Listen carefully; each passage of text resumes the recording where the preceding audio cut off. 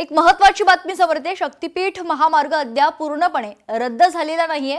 शक्तीपीठ महामार्गाविरोधात उभे राहा असं आवाहन माजी खासदार राजू शेट्टी यांनी शेतकऱ्यांना केलंय। शक्तीपीठ महामार्गाला काही प्रमाणामध्ये थांबवलेला आहे, पण तो पूर्णपणे थांबलोय असं समजू नका।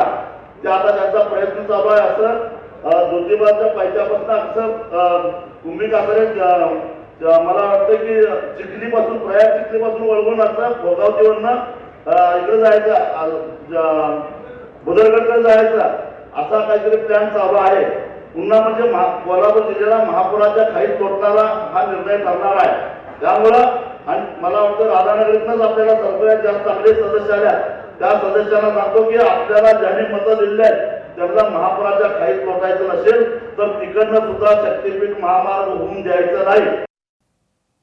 जालन्यातील पोखरा योजनेत गैरव्यवहार प्रकरणात आता 2 जणांविरोधात गुन्हा दाखल करण्यात आलाय। 2 कर्मचाऱ्यांनी 64 लाखांचा घोटाळा केला होता आणि त्यानंतर आता गुन्हे देखील दाखल करण्यात आले।